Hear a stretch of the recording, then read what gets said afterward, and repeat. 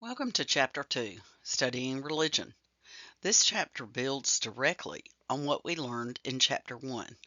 If Chapter 1 was about what religion is and why we study it sociologically, Chapter 2 is about how we actually conduct research on religion. This chapter addresses several critical questions. What methods do sociologists use to gather data about religion? What are the strengths and limitations of different research approaches? What theoretical frameworks guide our interpretation of religious phenomena? Understanding research methods isn't just academic busywork. It's essential for being a critical consumer of information about religion. When you read news stories about religious trends or claims about what most Americans believe, you need to understand how that knowledge was produced. Was it a rigorous survey, a small case study, someone's opinion? As we work through this chapter, pay attention to how different methods reveal different aspects of religious life and how the choice of method shapes what we can discover. Let's start with a fundamental question. How is sociology different from other ways of studying religion? This is crucial for understanding our approach. Think about philosophy first. What do philosophers want to know about religion? Philosophers ask normative questions, questions about what is true, good, or right. Does God exist? What is the nature of the divine? Can we prove God's existence through reason? What makes an action morally good? These are profound questions about ultimate reality and ethics. Now think about sociology. What do sociologists want to know? We ask empirical questions, questions about observable patterns in social life. How do religious beliefs shape behavior? Why do some religious movements grow while others decline? How does religion relate to social class, gender, ethnicity? What functions does religion serve in society? The key difference: philosophers evaluate truth claims and construct logical arguments about ultimate reality. Sociologists study social patterns, observable behaviors, and measurable outcomes. We're not asking, is this belief true? We're asking, what are these social consequences of this belief? This doesn't mean one approach is better. They're just fundamentally different. Enterprises with different goals. Philosophy seeks wisdom about ultimate questions. Sociology seeks systematic knowledge about social patterns. Both are valuable, but you need to understand which game you're playing.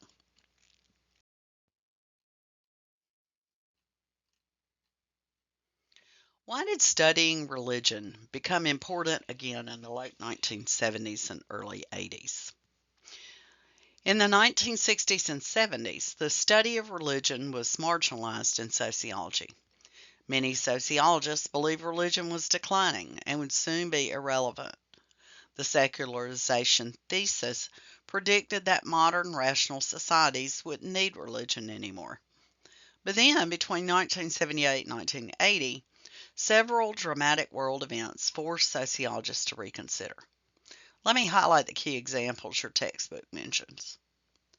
The Iranian Revolution of 1979. A religious movement led by the Ayatollah Khomeini overthrew the Shah's secular, modernizing regime. This was shocking because it contradicted everything secularization theory predicted. Instead of religion fading as Iran modernized, it became more central to politics. The rise of the Christian right in American politics. Conservative evangelical Christians became a major political force, helping elect Ronald Reagan in 1980. Religion wasn't disappearing from American public life. It was becoming more politically active.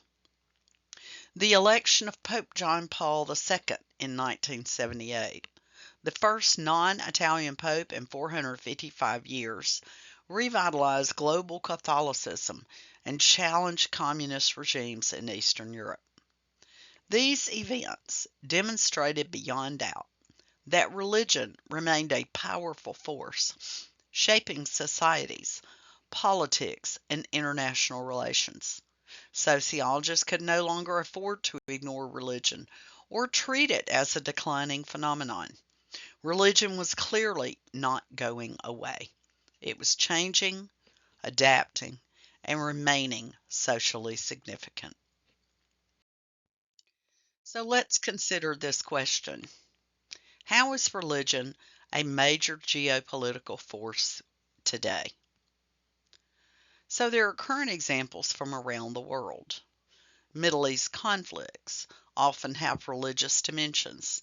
The Sunni-Shia divide shapes regional politics. The Israeli-Palestinian conflict has religious elements, and extremist groups like ISIS claim religious justification. Religious nationalism is growing globally. Hindu nationalism in India shapes politics and sometimes leads to violence against Muslims and Christians. Buddhist nationalism in Myanmar and Sri Lanka has led to persecution of Muslim minorities. Christian nationalism influences politics in parts of Europe and the United States. Religious persecution continues. Uyghur Muslims face severe repression in China. Rohingya Muslims were subjected to genocide in Myanmar. Christians face persecution in some Muslim-majority countries.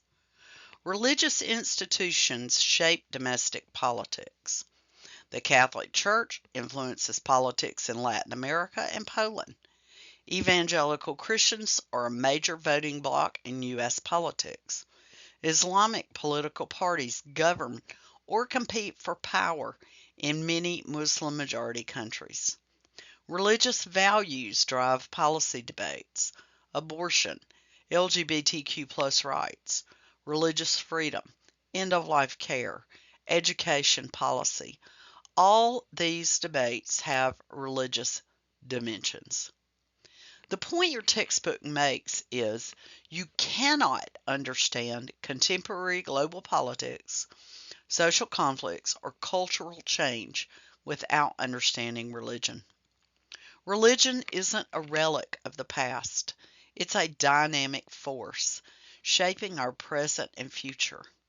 That's why sociologists of religion have important work to do. Your textbook discusses several scholars who provide compelling reasons to study religion. So let me walk through their arguments. Jeffrey K. Hayden identified 5 important trends making religion sociologically significant. Number 1, religious revitalization movements globally, contrary to secularization predictions. Number 2, religion's central role in political conflicts worldwide. Number 3, the emergence of new religious movements. Number 4, religious responses to modernization, sometimes embracing, sometimes resisting. Number 5, religion's role as an agent of social change. David L. Miller made a striking empirical claim. Approximately 80% of organized terror and violence throughout the world has religious elements or religiously inspired origins. Whether or not you accept that exact percentage, the broader point is undeniable. Religion is implicated in many contemporary conflicts. Understanding religious motivation is essential for understanding violence and for working toward peace and reconciliation. Martin E. Marty one of the most respected historians of American religion, offered 10 reasons to study religion and 3 practical reasons. The 3 practical reasons are particularly important. Number 1, religion affects public policy and politics. Religious constituencies shape elections and policy debates. If you want to understand or influence policy, you must understand religious perspectives. Number 2, religion shapes cultural conflicts. Understanding religious worldviews helps navigate tensions over values, identity, and cultural change. Number 3, religious literacy is essential for informed citizenship. You cannot be a well-informed, effective citizen without understanding religion's role in society. So the bottom line, studying religion isn't just intellectually interesting or enriching. It's practically necessary for anyone who wants to understand and participate effectively in contemporary society, whether in politics, business, education, journalism, or any field involving human interaction.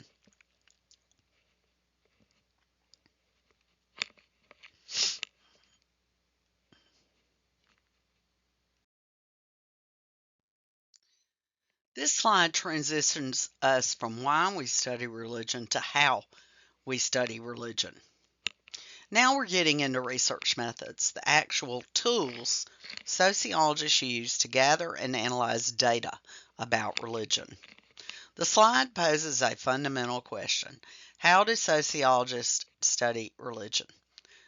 The answer is there is no single method.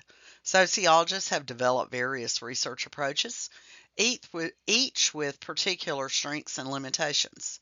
The methods we choose depend on what questions we're asking. Your textbook emphasizes several key principles about research methods. First, methods should match questions. If you want to know what percentage of Americans believe in life after death, you need quantitative survey research. If you want to know what does the experience of speaking in tongues mean to Pentecostal believers, you need qualitative observation or interviews. The research question determines the appropriate method. Second, we distinguish between quantitative and qualitative approaches. Quantitative methods involve numbers, statistics, surveys, large-scale data analysis. Qualitative methods involve in-depth observation, interviews, and interpretive analysis. Third, these approaches are complementary rather than competitive. They're not opposite teams, they're different tools in the sociologist toolkit. Good research often combines multiple methods to get a fuller picture. As we move through the next several slides, we'll explore specific methods in detail. Pay attention to what each method can and cannot tell us about religious life.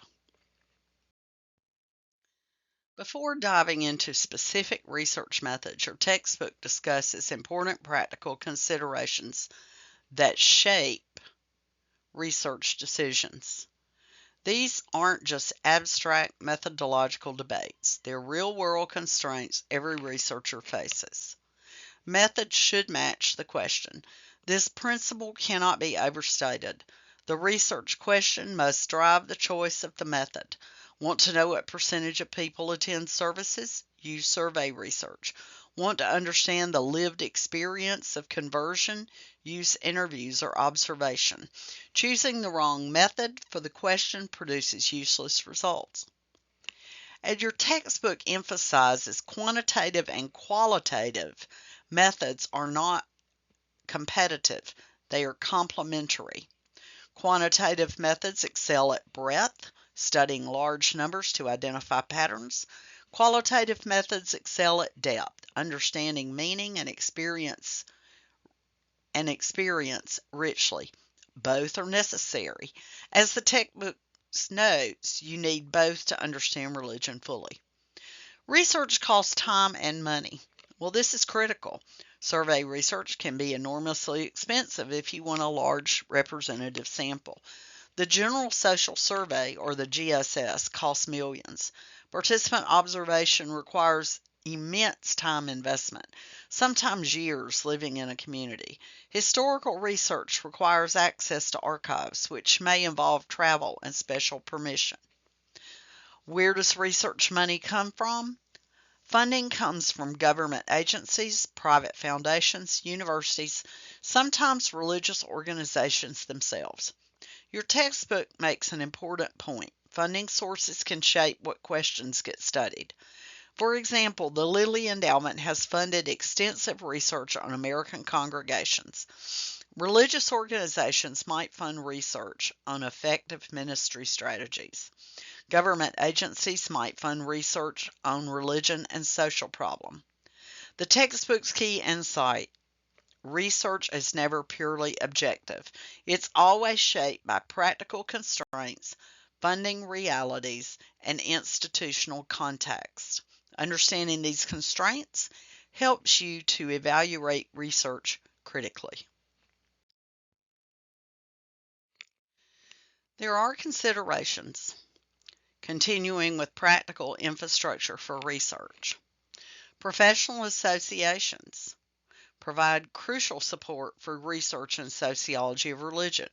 Your textbook mentions two major organizations: the Association for the Sociology of Religion, ASR, founded in the 1930s. This is one of the oldest organizations for sociologists of religion. It holds annual meetings in conjunction with the American Sociological Association and publishes the journal Sociology of Religion. The Society for the Scientific Study of Religion, founded in the 1960s, this interdisciplinary organization brings together sociologists, psychologists, anthropologists, historians, and others who study religion scientifically. It publishes the Journal for the Scientific Study of Religion.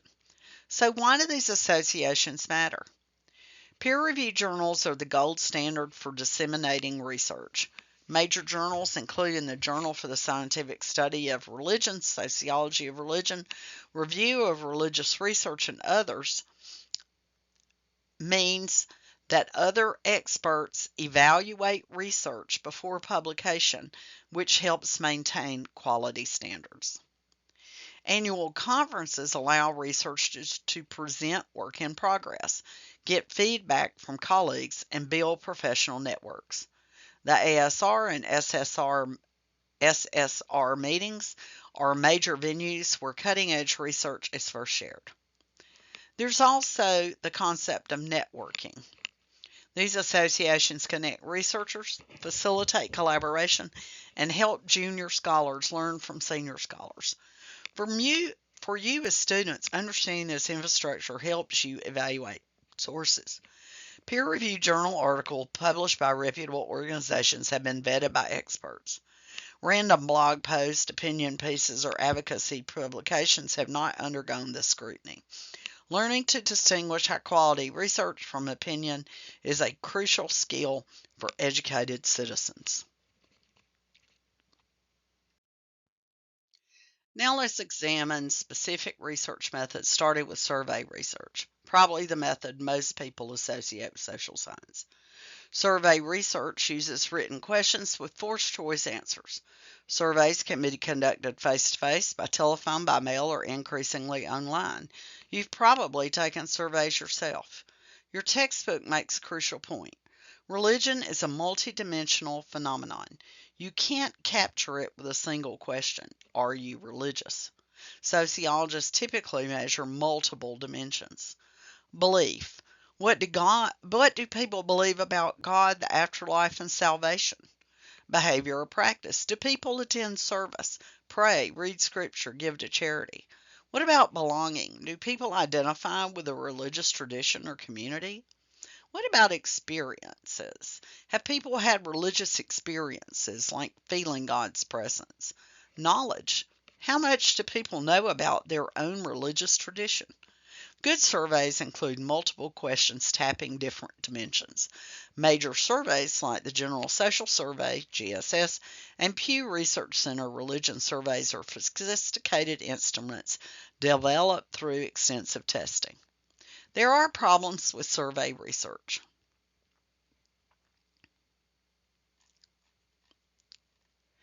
One is the social desirability bias.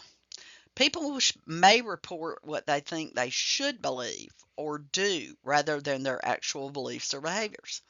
Church attendance is notoriously overreported in surveys. Question wording matters enormously. Small changes in phrasing can produce very different results. For example, do you believe in God gets a different response than you believe in God or a universal spirit. Response rates are declining. Fewer people complete surveys now, which creates bias. Who responds and who doesn't? Forced choices may not capture complexity. Maybe none of the answer options truly fit someone's experience, but they have to pick one anyway. Despite these limitations, survey research remain invaluable for identifying broad patterns and trends in religious belief and behavior. It's how we know that Americans are more religious than Europeans, that religious nuns are growing, and that women attend services more than men.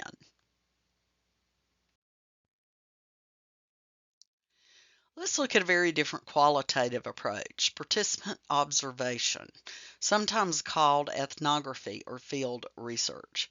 In participant observation, researchers interact directly with the subjects of their research. Rather than asking people questions on a survey, researchers immerse themselves in religious communities, participating in activities while carefully observing and recording what they see.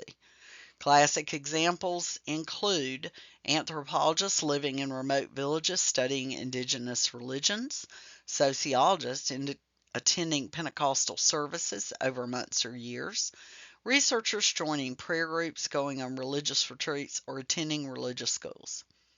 Your textbook emphasizes the value of this approach. It takes seriously people's own interpretations and experiences rather than imposing researcher categories through survey questions.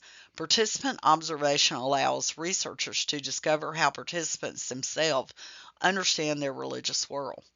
You learn things through observation that people might not articulate in reviews. The informal rules and norms of religious communities, nonverbal communication and ritual gestures, the gap between ideal accounts and actual practice, the emotion and embodiment dimensions of religious experience. There are some problems with participant observations. Going native. Researchers may become so immersed that they lose analytical distance. Your textbook gives the example of Scott Helfer, who studied Heaven's Gate and became so involved he had to consciously remind himself he was a researcher. If you convert to the religion you're studying, can you still analyze it objectively? Time consuming. The method takes months or years. You can't understand a religious community in a few weeks. This limits how much ground a single researcher can cover. The N equals 1 problem. You're studying one specific community in depth. How do you know if your findings generalize to other communities of the same tradition? Ethical issues. Shouldn't you reveal you're a researcher? Is it deceptive to participate without disclosure? These are serious ethical questions your textbook addresses.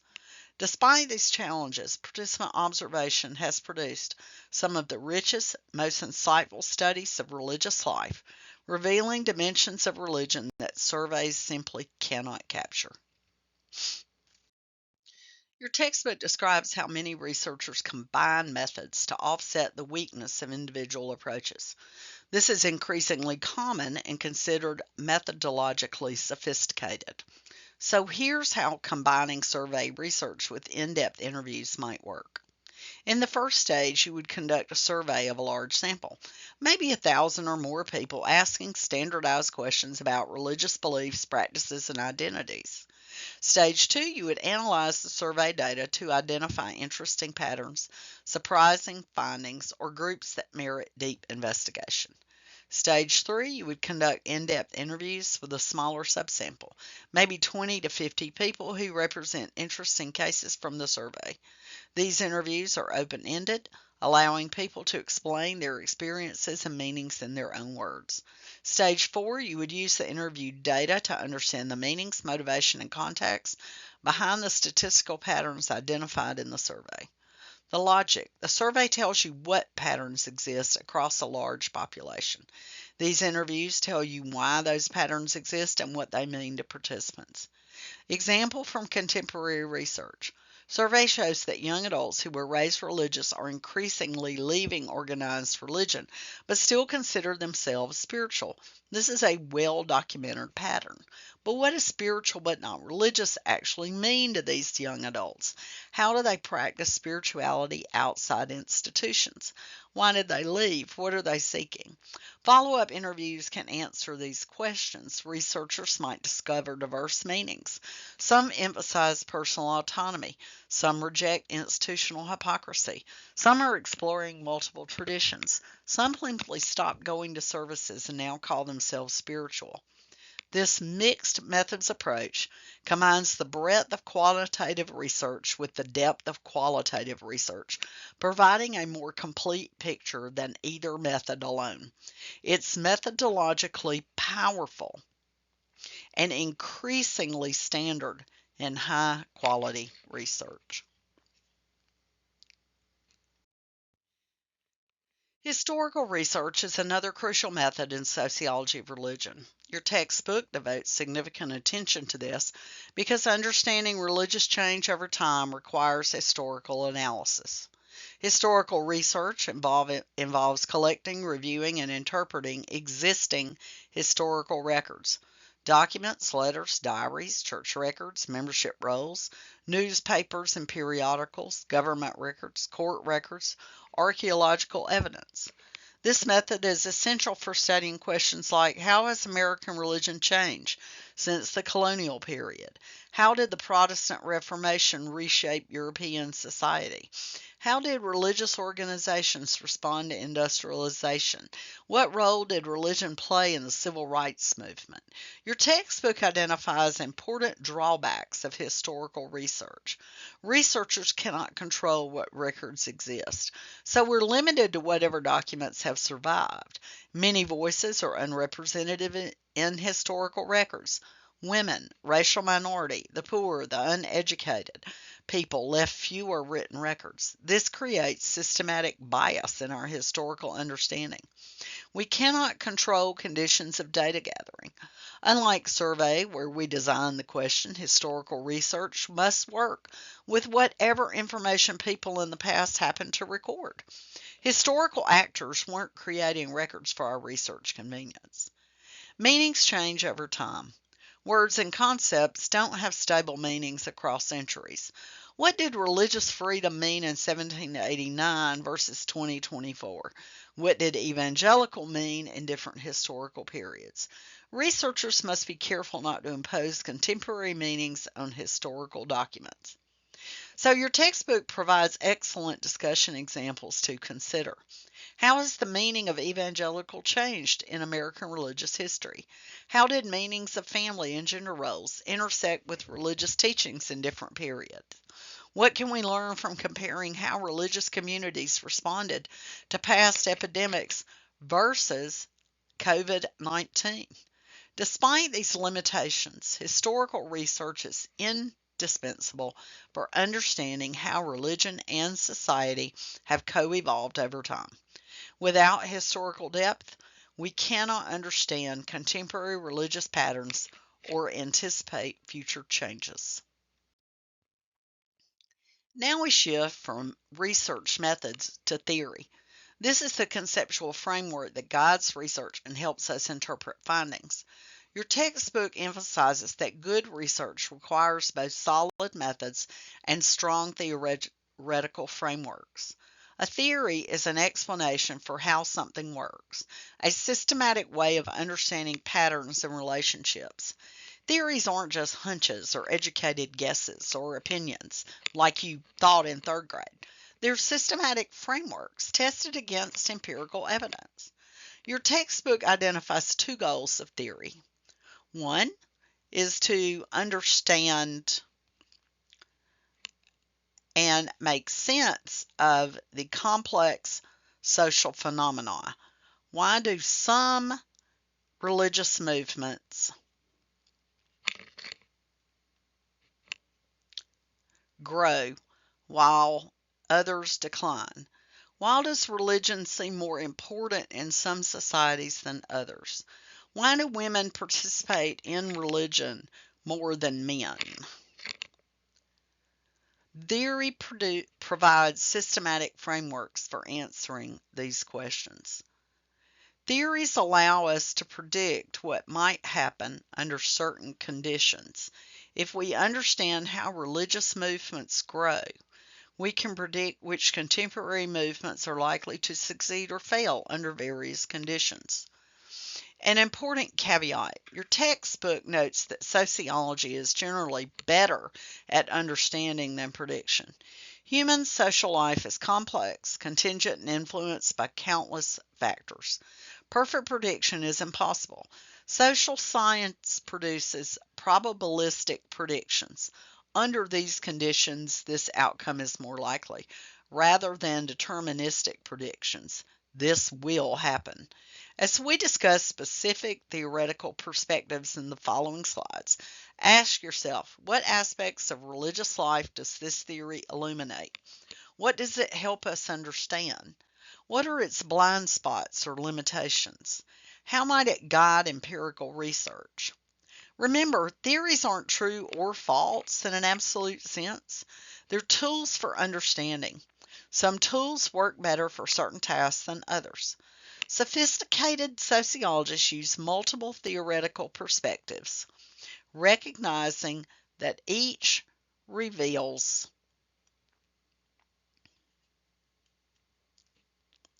different facets of religious life.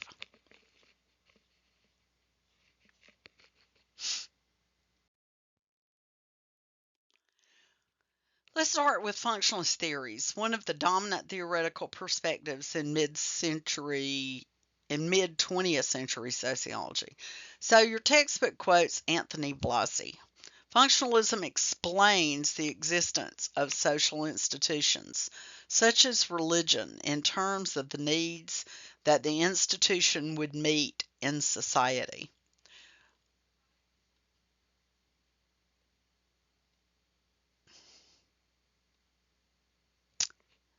From a functionalist perspective, religion exists because it performs essential functions for society.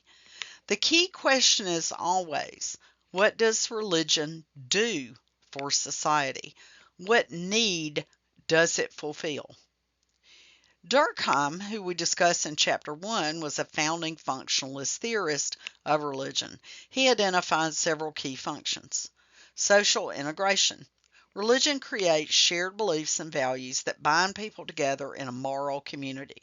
Collective rituals generate what Durkheim called collective effervescence, the feeling of connection to something larger than oneself.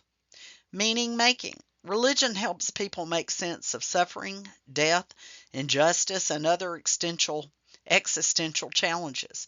It provides frameworks for understanding why bad things happen and how to cope with life difficulties. Social control. Religious moral codes regulate behavior and maintain social order. Religion provides sanctions against deviance and rewards for conformity. Identity formation. Religion provides people with a sense of who they are and where they belong. Religious identity can be a primary source of meaning and community.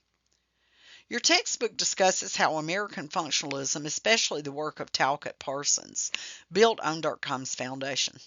Parsons saw religion as providing the ultimate values that integrate all other social institutions. There are strengths in functionalism.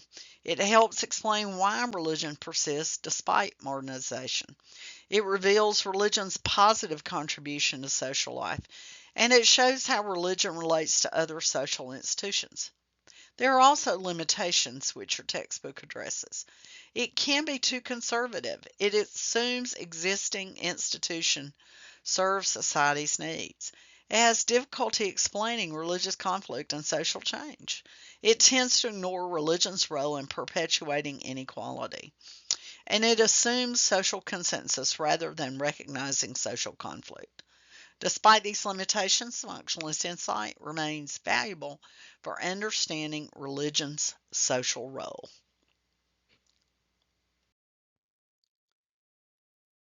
Let's explore conflict theories, a very different theoretical perspective that directly challenges functionalism's assumptions. Your textbook quotes conflict theory takes from physics the dynamic tension created by forces in opposition to each other. Unlike functionalism, which sees society as fundamentally integrated around shared values, conflict theory sees society as characterized by competing interests and power struggles. Different groups have different interests and they compete for resources, status, and power. From a conflict perspective, religion doesn't just integrate society, it also serves particular group interests and can perpetuate inequality. Key questions include whose interest does religion serve?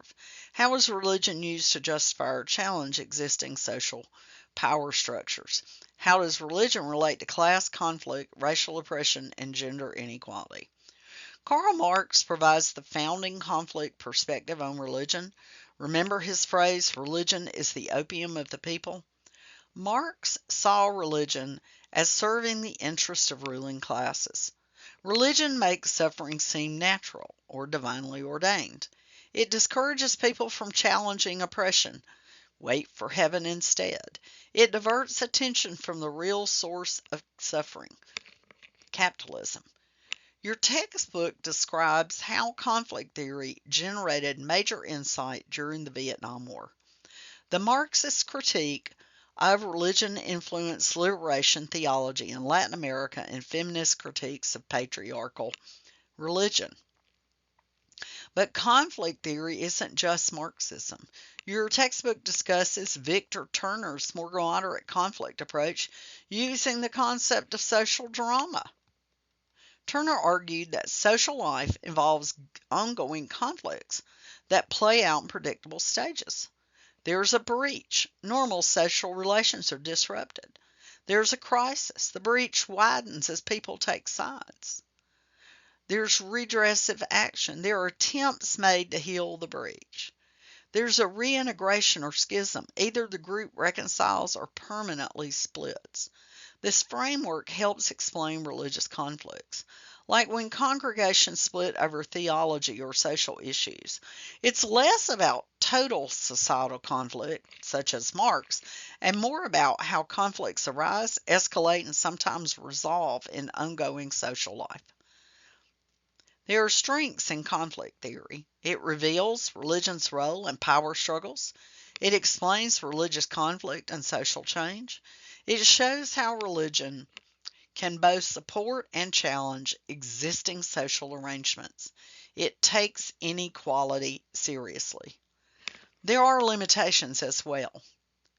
Conflict theory can be overly cynical, reducing religion to mere ideology.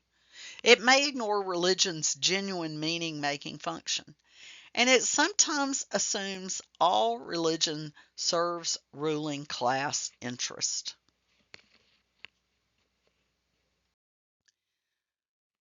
Your textbook highlights Victor Turner's contribution to conflict theory with his concept of social drama. Turner was an anthropologist who studied how conflicts unfold in religious and social contexts. He argued that conflict follows predictable stages. Stage 1 is breach. Normal social relations are disrupted. Someone challenges authority, violates norms, or introduces a contentious issue. A breach occurs in the social fabric. Stage 2, crisis. The breach widens as people take sides. What started as a small issue escalates. Factions form. The conflict becomes public and intensifies. Communication breaks down. Stage 3, redressive action. Various mechanisms are deployed to heal the breach.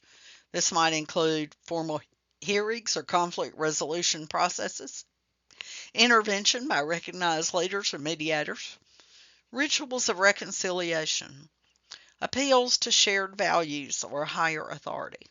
Stage 3, a resolution, either reintegration, the group reconciles and restores relationship, or schism, the group permanently splits into factions. Your textbook emphasizes how useful this framework is for understanding religious conflicts.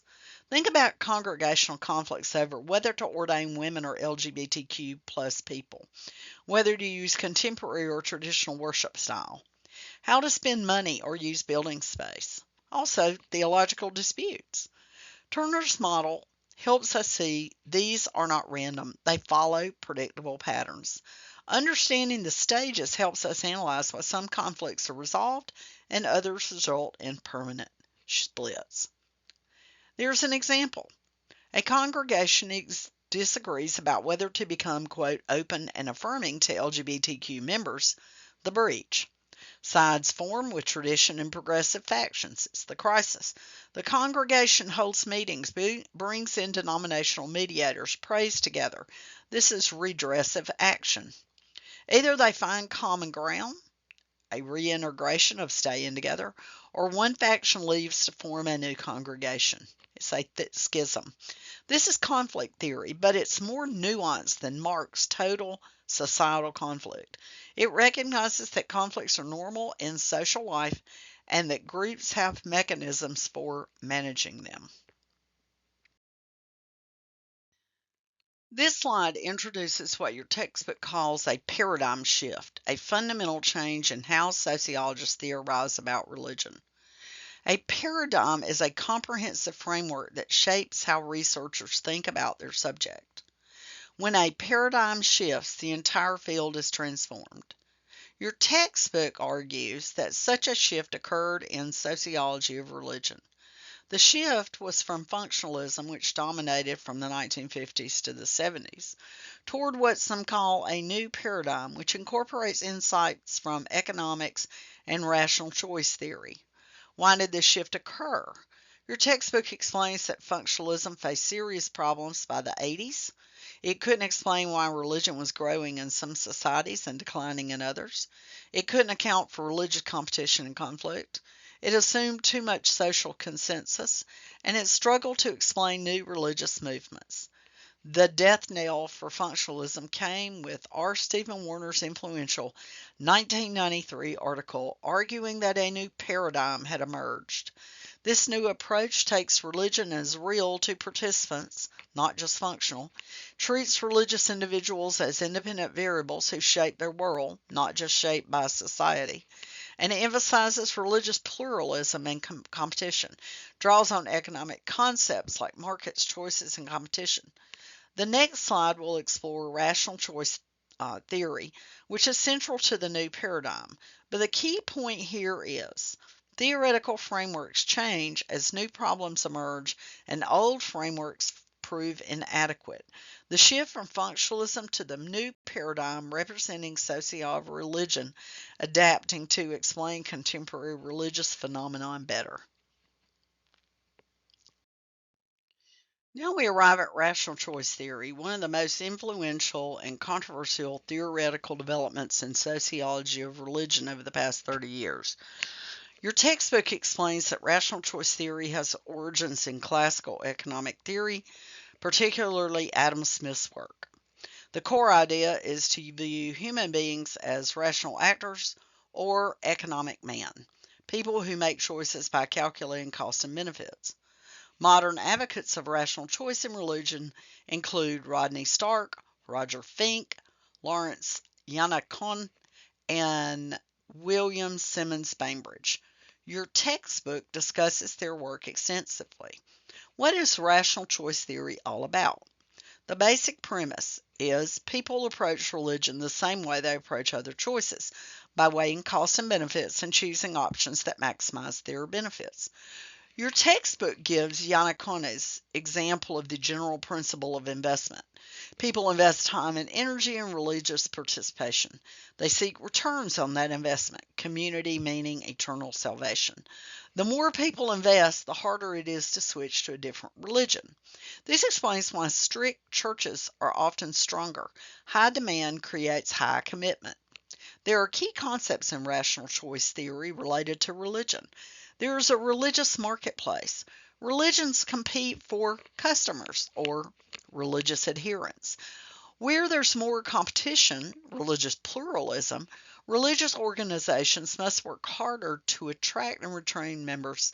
This actually increases overall religious participation. Religious capital. People accumulate knowledge, skills, and social ties within a religious tradition. Switching religions means losing that capital and starving. This creates switching cost. Strictness. Strict religions with high demands actually thrive better than lenient religions. Why? Because high demands screen out free riders and create more committed active members. Rational choice versus secularization challenges secularization theory. It argues that religious decline in Europe isn't inevitable modernization. It's the result of religious monopolies and government regulation creating lazy, uncompetitive churches. Your textbook notes this is controversial. Critics argue religious choices aren't purely rational calculations. People don't shop for religion like consumer products. The theory ignores emotion, meaning, and transcendence. It assumes too much individualism. But defenders argue it's generated important insights about religious competition, pluralism, and organizational dynamics that functionalism couldn't explain. I would like to point out that you could also look at it from the American perspective of the megachurches, where more entertainment, activities, a gym, all of these things, and a church school can sway members that way to join their congregation. Your textbook introduces Sociology religieusum, a French term referring to applied practical sociology of religion. This approach is less about grand theory and more about practical application. Sociology religieusum focuses on helping religious organizations understand themselves and plan for the future. Your textbook explains the applied approach. This is sociology in service of religious organizations. Rather than purely academic research, it's research designed to answer practical questions religious leaders have. Practical in nature, the research is oriented toward action and planning, not just for understanding for its own sake. Religious organizations as clients. The Catholic Church in France pioneered this approach, commissioning studies to understand Paris life, religious practice, and social change. An example from your textbook is a religious organization wants to know what kind of pastors bring about the most growth in congregation. Researchers would study this question empirically and provide actionable findings. This approach is useful for planning and programming. Where should we put new churches? How can we increase youth participation? What programs meet people's spiritual needs? How can we serve our community better? What factors predict congregational vitality? In the United States, this tradition is represented by organizations like the Institute for Social and Religious Research, and more recently by research sponsored by denominations themselves. The key distinction, sociology religieuse, serves religious organizations' practical needs rather than purely academic goals. It's inside research. Researchers work with or for religious organizations rather than studying them from a completely outside perspective. This raises interesting questions about objectivity and the relationship between scholarship and practice. Can you be objective when working for the group you're studying?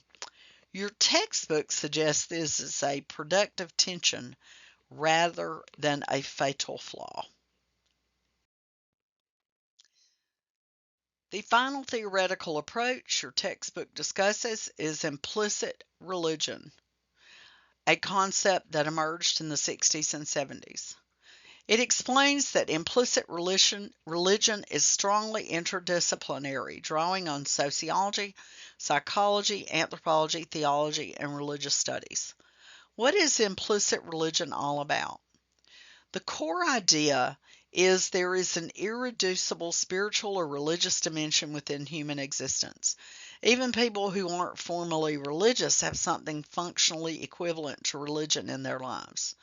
The concept emerged from debates about secularization.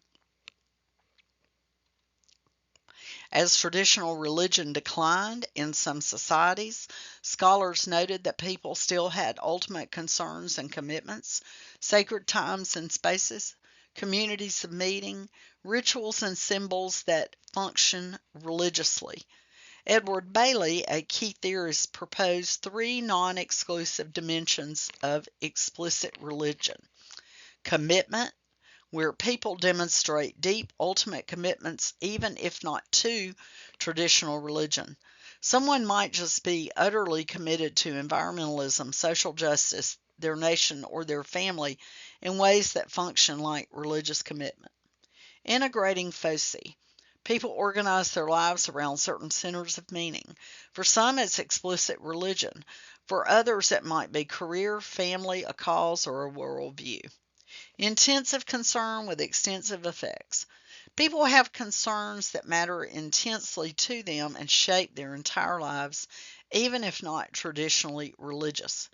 Examples of implicit religion might include civil religion, treating the nation as sacred; sports fandom with ritual community and transcendent experiences; secular ideologies that prove ultimate meaning, such as Marxism or humanism; consumer culture functioning as a meaning system.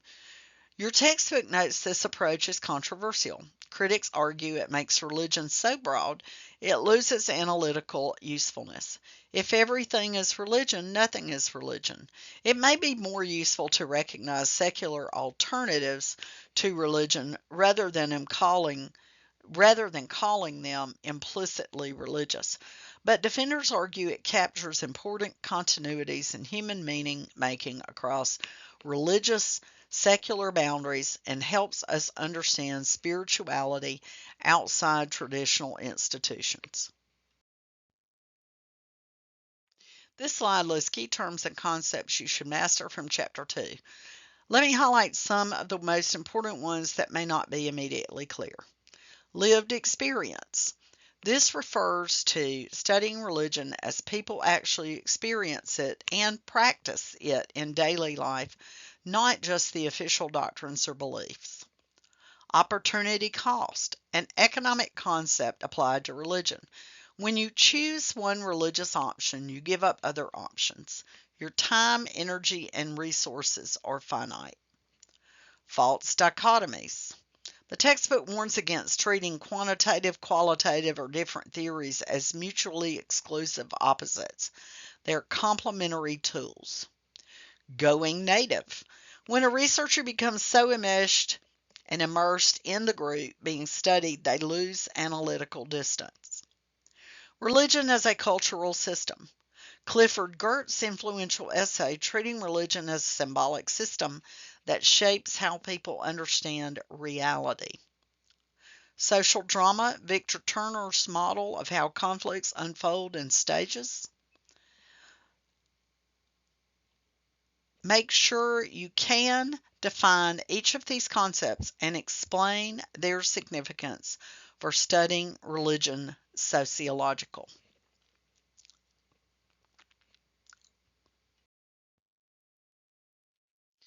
This is your minute paper assignment.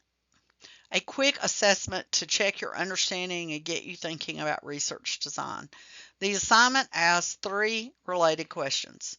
If you were to conduct a study of religion and society, what specifically would be your focus?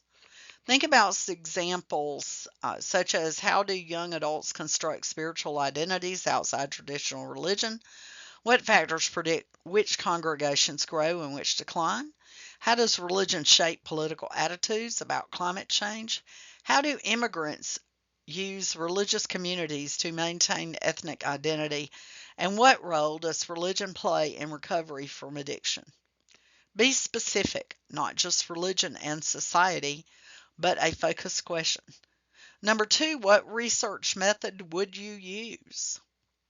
And explain why this method fits your research question. What theoretical approach would you adopt? Would you use functionalist theory to understand religion's social functions, conflict theory to analyze power and inequality, rational choice theory to understand religious choices, or some other approach? Again, explain why this theory fits your question. This exercise helps you integrate the chapter's content, connecting questions, methods, and theories. Sketch out a mini research proposal in 5 to 10 sentences showing you understand how these elements work together. This isn't asking you to conduct research, just demonstrate you understand how sociologists design studies by connecting appropriate methods and theories to interesting questions.